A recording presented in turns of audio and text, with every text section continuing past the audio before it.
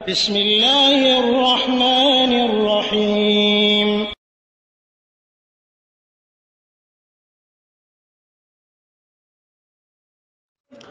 ওয়ালাইকুম আসসালাম রহমতুল্লাহ বারাকাত। মাহবুব ইঞ্জিনিয়ার ভাই তিনি সৌদি আরব থেকে জানতে চেয়েছেন যে কোনো এক ব্যক্তির পুত্র নেই, তার 3 কন্যা আছে। তিনি জীবিত অবস্থায় তার ফ্ল্যাট ও পাকা বাড়ি 3 কন্যার নামে লিখে দিতে বা হেবা করতে পারবেন কি না? আলহামদুলিল্লাহ ওয়াসসালাতু ওয়াসসালামু আলা রাসূলিল্লাহ। সম্মানিত ভাই, প্রথম কথা হলো যে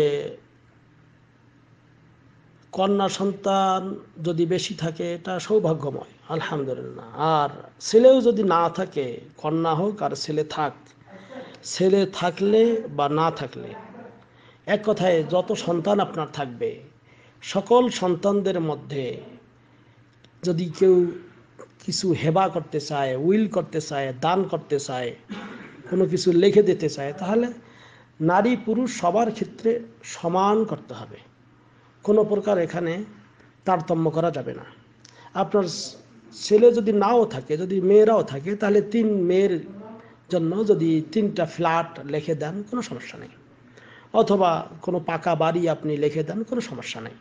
তবে বরাবর হতে হবে, কারণ হাদিসে এসেছে নবী করিম সাল্লাল্লাহু আলাইহি ওয়াসাল্লাম তিনি বলেছেন, সহিহ মুসলিমের হাদিস, যে ইত্তাকুল্লাহ, তোমরা আল্লাহকে ভয় করো, ওয়াদিলু ফি আওলাদিকুম, তোমরা তোমাদের সন্তানদের মধ্যে ন্যায় বিচার প্রতিষ্ঠা করো। এই ন্যায় বিচার করতে বলা হয়েছে এখানে, অর্থাৎ আদল করতে বলা হয়েছে। এই ব্যাপারে আরও একটি সহিহ বুখারী মুসলিমে যে হাদিস রয়েছে, যে বাশির বিন সাআদ রাদিয়াল্লাহু তাআলা আনহু নবী করিম সাল্লাল্লাহু আলাইহি সাল্লামের কাছে এসে বললেন যে আমার ছেলে নোমানকে আমি কিছু দান করেছি, এটার আপনি সাক্ষী থাকেন। তখন আল্লাহ নবী সাল্লাল্লাহু আলাইহি সাল্লাম তাকে জিজ্ঞেস করলেন, ইয়া বাশির আলাকা ওয়ালাদুন সিওয়া হাযা, তোমার কি এই সন্তান ছাড়া অন্য কোনো সন্তান আছে? তিনি বললেন, নাম, হ্যাঁ আছে।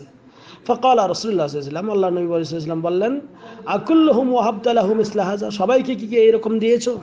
ক্বাল লা, তিনি বললেন, না, সবাইকে এরকম দেয়নি।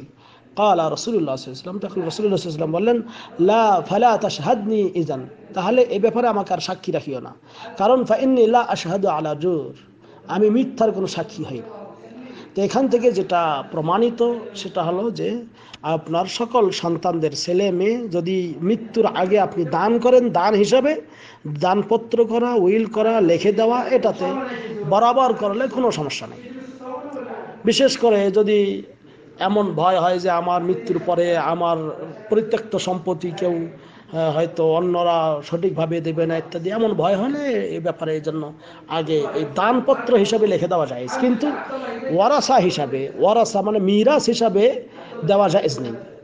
কারণ মিরাস তখনই হয় যতক্ষণ মানুষের মৃত্যু হয় না, ততক্ষণ পর্যন্ত এই মিরাস বা তার পরিত্যক্ত সম্পত্তির মিরাসের ক্ষেত্রে বন্টন এটা সহি নয়। কাজেই আপনার এই জীবিত অবস্থায় কেউ যদি তার সন্তানদের নামে ফ্ল্যাট বা প্লট বা এরকম পাকা বাড়ি অথবা স্থাবর সম্পত্তি সমানভাবে তার সন্তানদের মধ্যে নারী পুরুষ সবার সঙ্গে সমভাবে ভাগ করে দেয়, তাতে কোনো অসুবিধা নেই ইনশাআল্লাহ তাআলা। তবে মিরাস হিসাবে নয়।